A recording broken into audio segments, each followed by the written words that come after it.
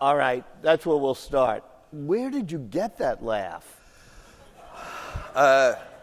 My laugh is something that I have had since I was the tiniest child. There was a time when my brother and sister would not go see a movie with me because it was too damn embarrassing.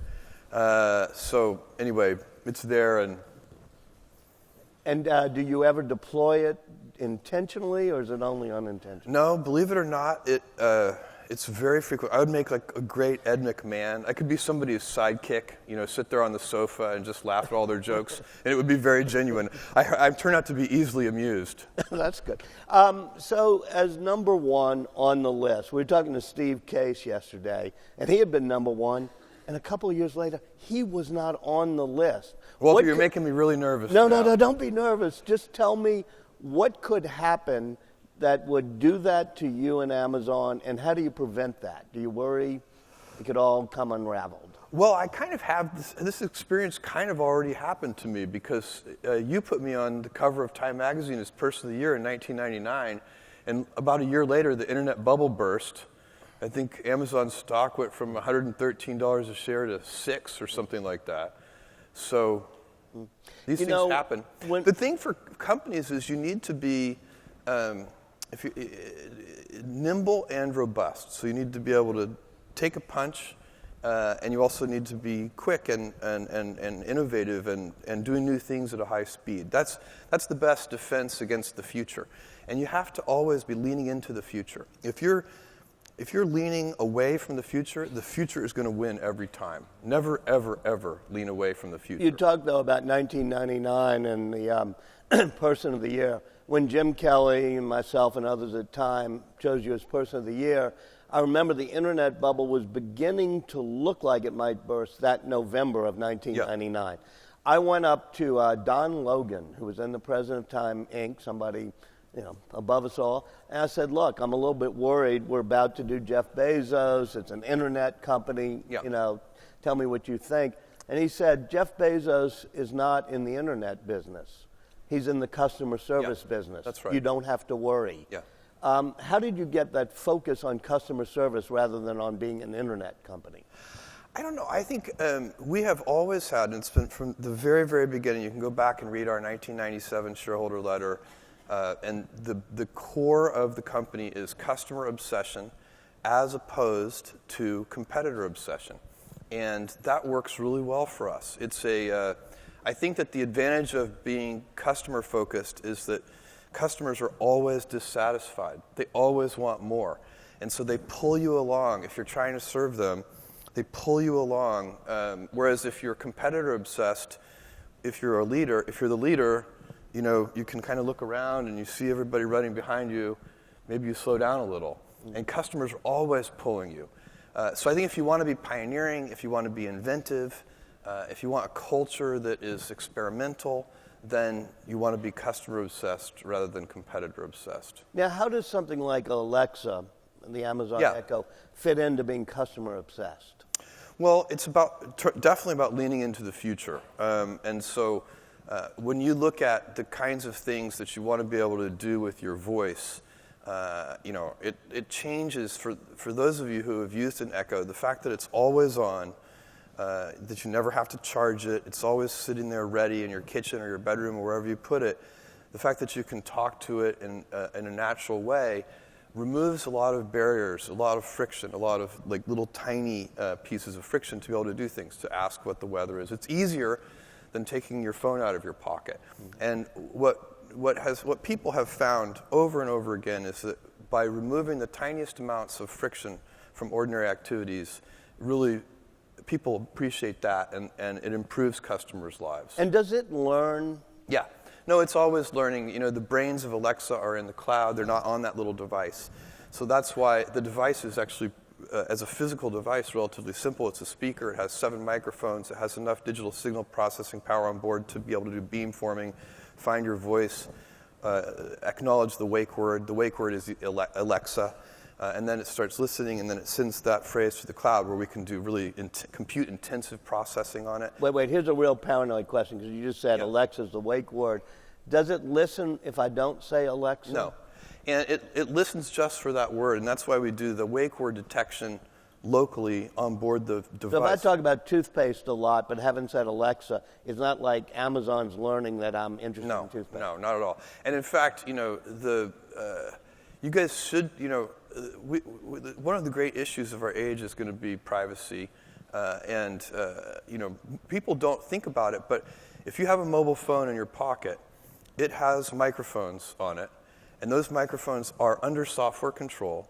And I would posit to you that just about any nation state in the world worth its salt can put a computer virus on your phone anytime they want and listen to everything you say from your cell phone. And how do you prevent that from happening to Echo, meaning? Well, we've done something a little unusual with Echo because we were thinking about that very thing. And we, first of all, it'd be no different from your phone, but we actually went one step further than what's done on a phone. When you hit the mute button on Echo, that red ring comes on that says that the microphone is turned off. That mute button is connected to the microphone with analog electronics. Oh. So it actually cannot be routed. You'd have to come physically tamper with the device. You couldn't do it with a computer virus. And so it learns, and that got you into the artificial intelligence world, machine learning world, so that you could take the cloud computing. And we've been in the machine learning world for a long time. The machine learning, is, I think it's one of the things. We live in a very interesting time because there are a few golden ages happening, and one of them is machine learning, it's kind of specialized AI, and it's we're doing everything with it. We're grading strawberries with it, for Amazon Fresh. Cameras look at the strawberries, and we can now outperform humans on strawberry grading. So, that's just, I gave you that tiny example to show you that artificial intelligence and machine vision and natural language understanding, these kinds of amazing things that just 10 years ago were science fiction, are going to be very helpful in everywhere. You bought the Washington Post, and at least the myth is you did it almost on a handshake without a whole lot of due diligence. That is not a myth. I did zero due diligence. Oh. I did not negotiate.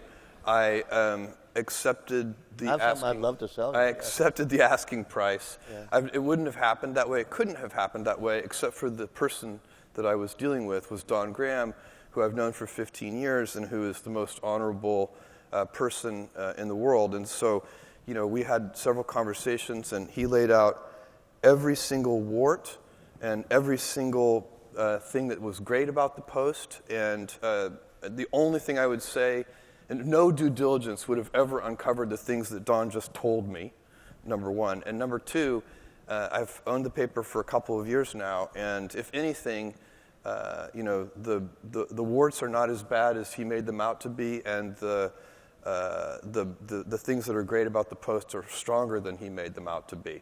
So how could I have ever have duplicated that with some kind of due diligence process?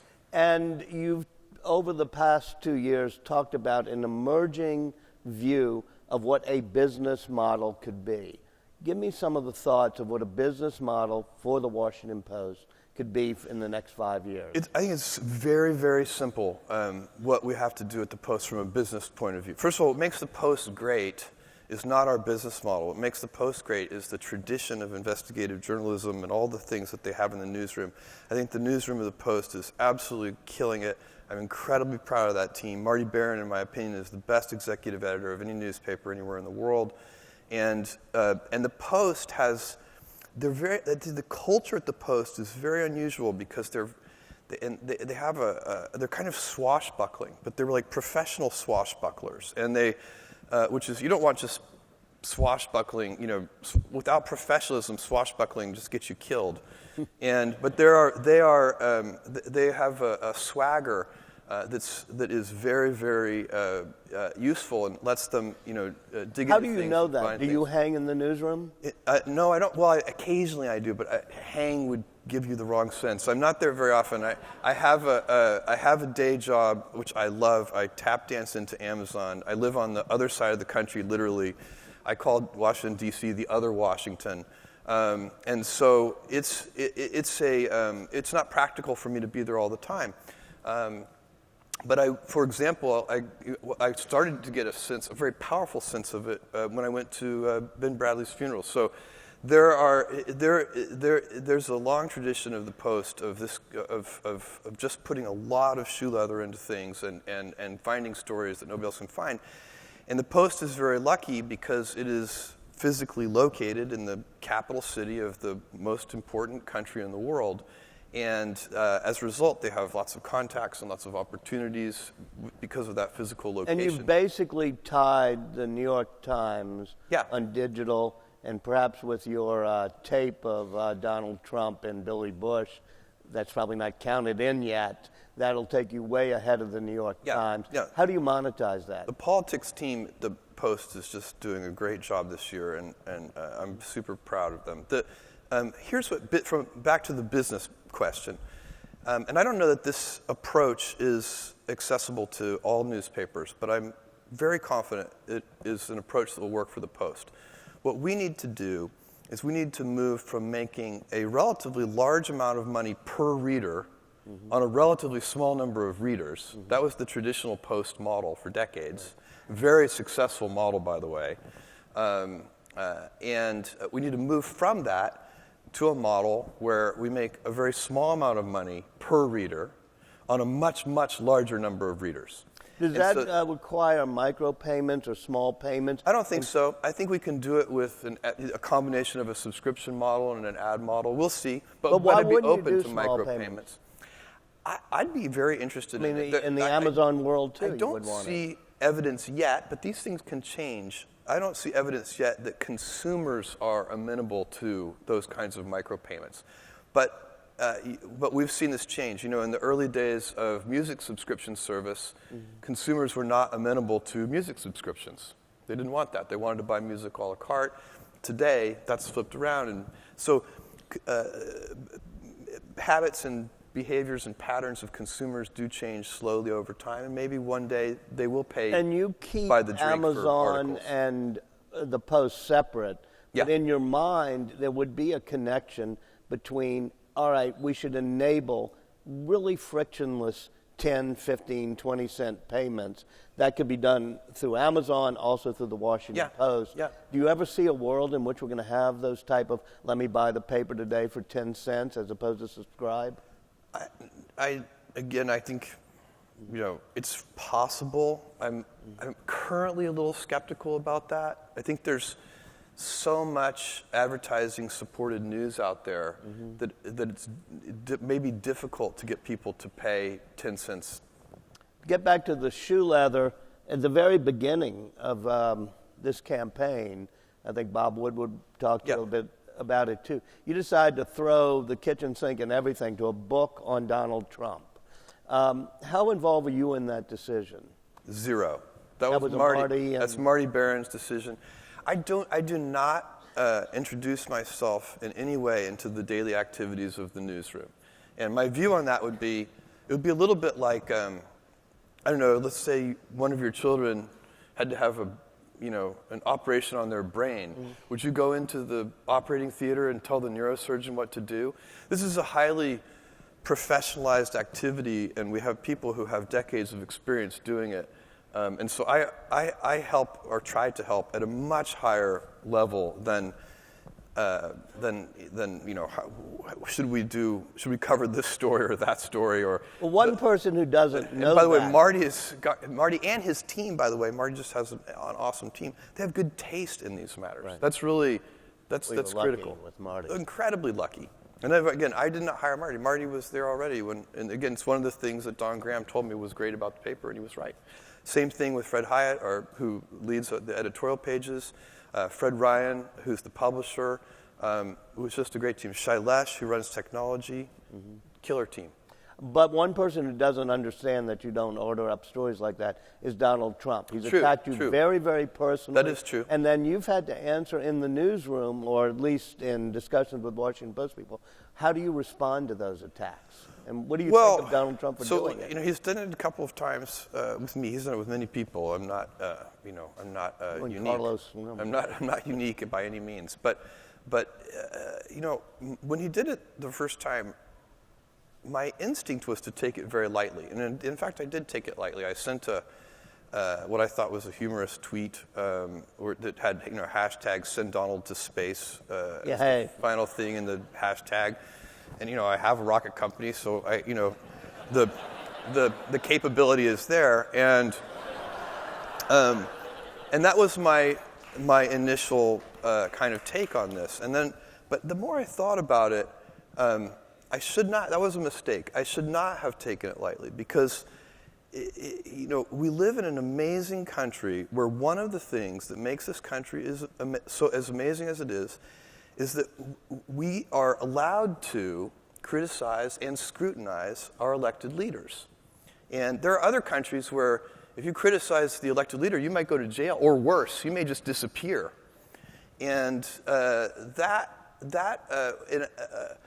appropriate thing for a presidential candidate to do is to say, I am running for the highest office in the most important country in the world. Please scrutinize me. Mm-hmm. Please scrutinize me. And that would, by the way, signal great confidence. It would be a leader thing to do.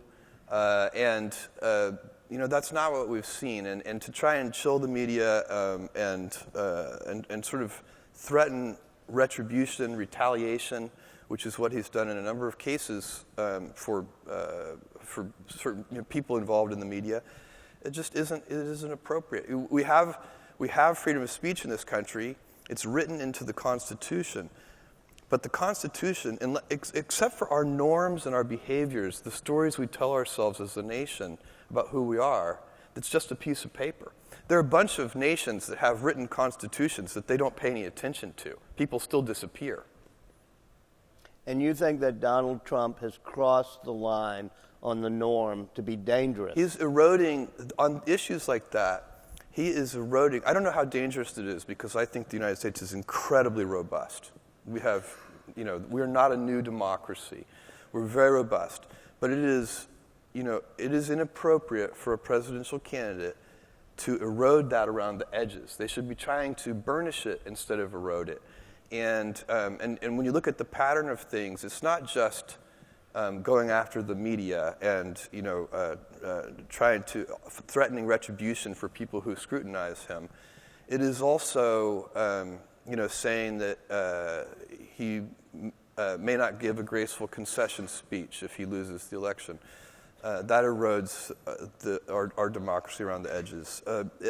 Saying that he might lock up his opponent if he wins erodes our democracy around the edges. These aren't acceptable behaviors, in my opinion. Well, thank you. And by the way, before we move on, I want to thank you in terms of the Washington Post, which has really hit it out of the park this year when it comes to political coverage. Thank you. Even if Marty deserves the credit, he does. I'm going to applaud you. He does. I will accept that compliment on behalf of the amazing team. I think we applauded Marty yesterday on this. Well earned. I'm glad you did. Going back to artificial intelligence, suppose I had Alexa and Siri sitting right here. Which one? What's the difference between the way they learn, the algorithms they use? Well, I don't know a lot about the internal operations of Siri, so it's hard for me to answer that. Alexa uses a technique called deep learning that a lot of the new machine learning systems are using deep learning, at least as one element of what they're doing. And she's continuously learning as she interacts with you, getting better, trying to understand not only your speech patterns, but also the kinds of things that you're interested in. Things as simple as music, but more complicated things too. Well, when I look at what you're doing in AI, cloud, machine learning, space, whatever, it makes it seem like you're more of a science geek than a entrepreneur, just a pure entrepreneur. I'm going to play biographer for just a little bit. Growing up, and I know how wonderful your parents are, Jackie and Mike, what was it that caught on to science? What gave you this background? I don't know. You don't get to choose your passions choose you. I watched Neil Armstrong step onto the moon when I was 5 years old. Had a huge impact on me, and I read hundreds of science fiction novels by the time I was 12 or 13. I always liked science and math.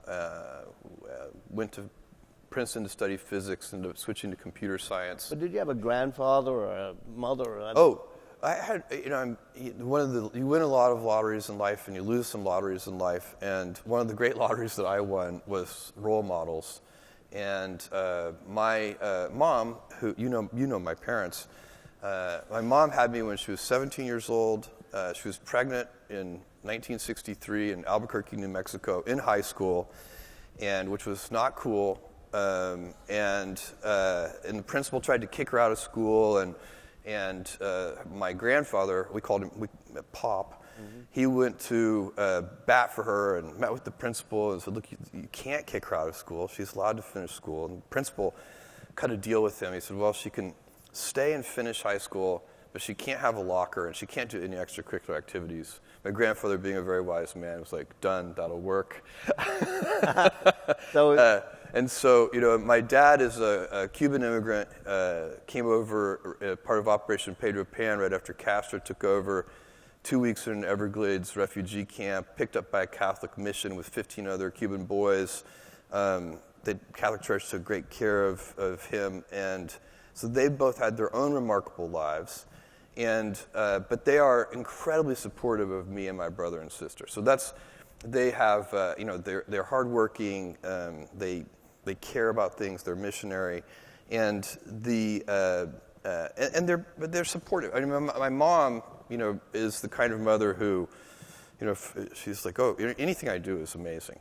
It's like, look, he made scrambled eggs, and they're not dry, that kind of thing, but that's a great, to grow up in an environment like that is a gigantic lottery. I spent all of my summers from maybe age 4 to 16 on my grandfather's ranch in South Texas, and learning all kinds of things that you can only learn in a rural environment. Rural people can be so self-resourceful. They, you don't necessarily, call a vet or, call somebody to fix the air conditioning when it breaks. You figure out how to fix it yourself, all of those things.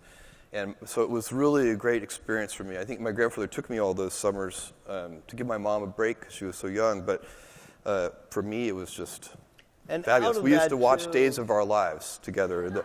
In the hottest, my grandmother had died, and my grandfather had always watched Days of Our Lives with my grandmother, and he remained addicted to it.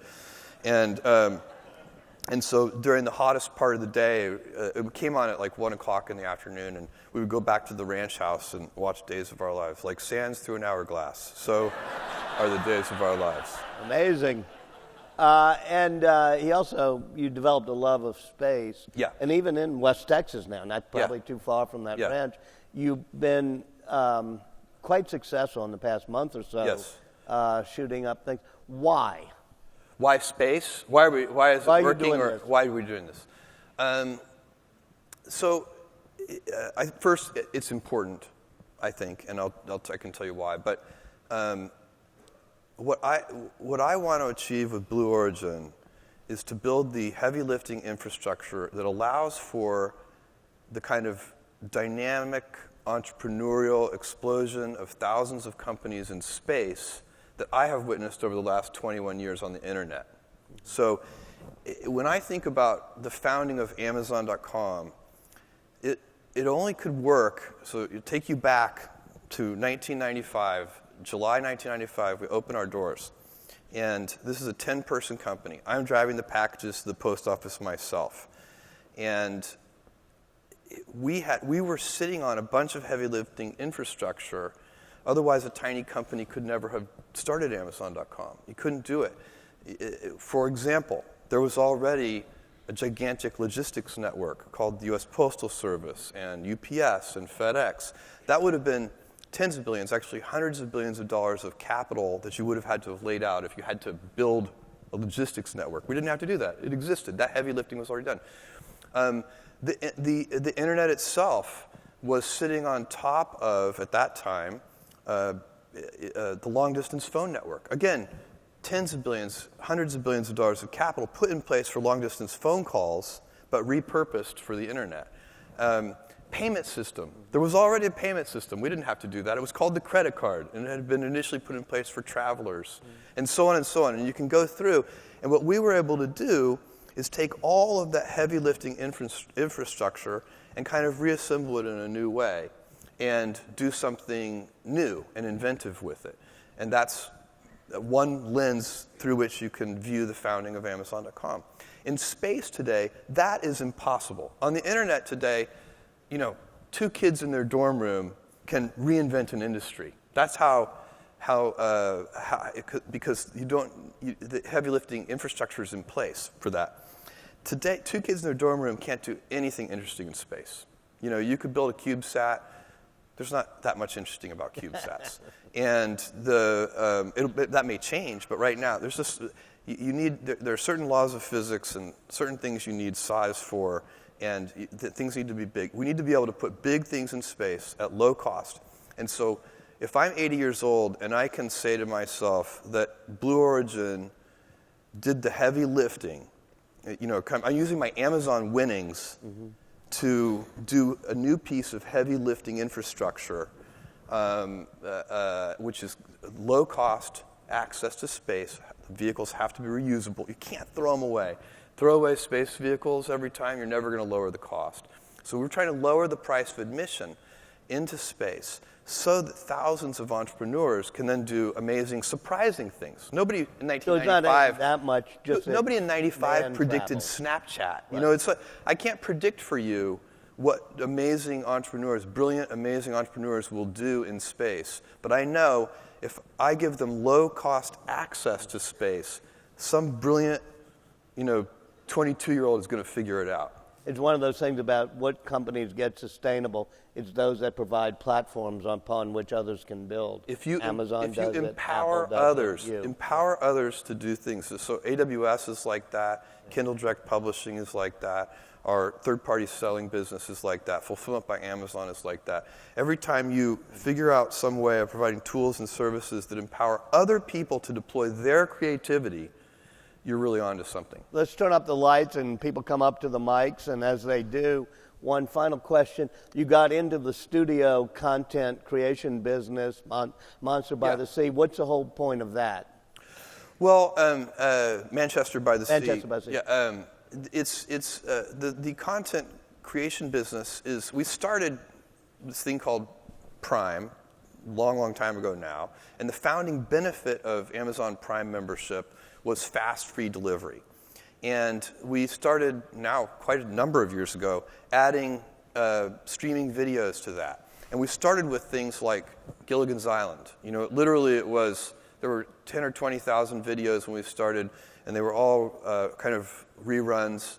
But you had Days of Our Lives, I hope. I don't know. I don't know. And we did have Star Trek, the original series.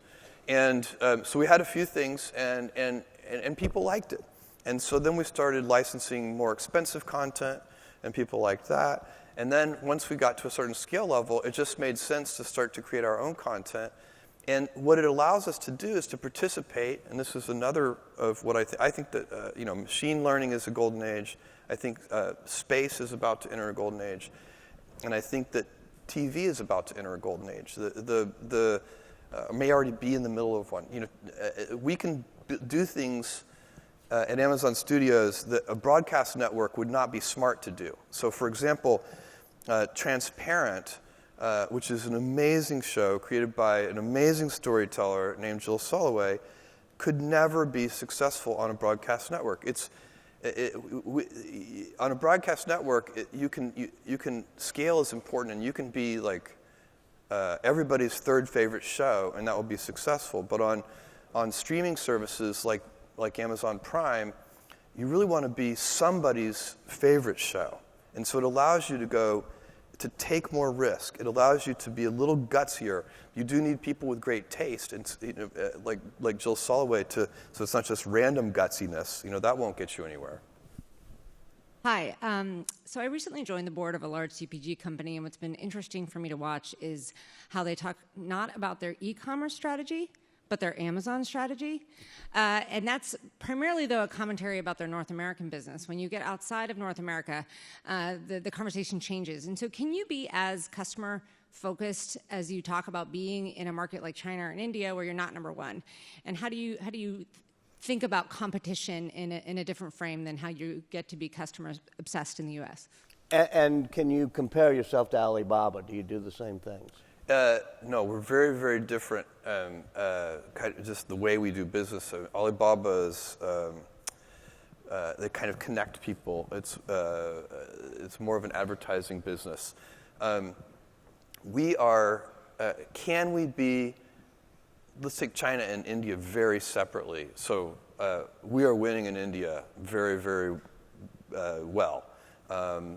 We have an amazing leader there, a guy named Amit, who has been at Amazon for 15 years, and here in the U.S. He moved back to India 4 or 5 years ago to start Amazon India, and that team is doing well. They have passed Flipkart. They are the leader in India now. So that is similar to Japan, Germany, the UK, France. Those countries are very. In China, the leader is JD, and we are totally adapting our strategy in China. We cannot run our normal playbook in China. It has to be specialized and different. So we're doing that. Yes. Hey, Matthew and Lynn with TechCrunch.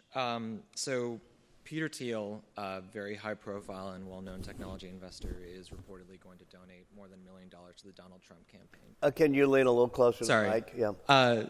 Matthew and Lynn with TechCrunch. Yeah. So Peter Thiel, a very high-profile and well-known technology investor, is reportedly donating more than $1 million to the Trump campaign. What is your stance in this? And also, if you were in Mark Zuckerberg's position, what would you do? Well, look, Peter Thiel is a contrarian. First and foremost, he is a contrarian. And you just have to remember that contrarians are usually wrong. Conventional wisdom is usually right. Now, you get big wins. Contrarians can get big wins because when a contrarian is right, that's usually a gigantic win.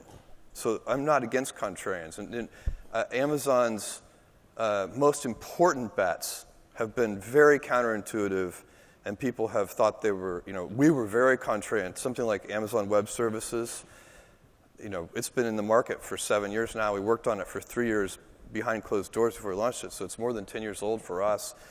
But when we started doing it, all the incumbents thought we were just crazy. And so I'm not against being a contrarian, but you just have to remember, when you're being a contrarian, you're probably going to be wrong. And as for, you're asking me, like, if he were on the Amazon board, would I ask him to leave or something like that? Is that the question? Yes. I would not. My view is, even though I would have a dramatically different opinion, I think that down that path of tying everything to everything lies madness. You cannot say, we don't want to live in a country where you can't associate with people who have wildly different political opinions from yourself. I want to live in a country where I can totally disagree with somebody's politics and still work side by side with them. And so I think it would be wrong to... we need more of our leaders. As I've watched this election cycle, I have seen too many of the people in there counseling anger. Yeah. You should never counsel anger. It's okay to say to people, to your constituents, I know that you're angry, but anger doesn't take you anywhere. And so it's way too divisive to say, if you have this political opinion, you can't sit on my board.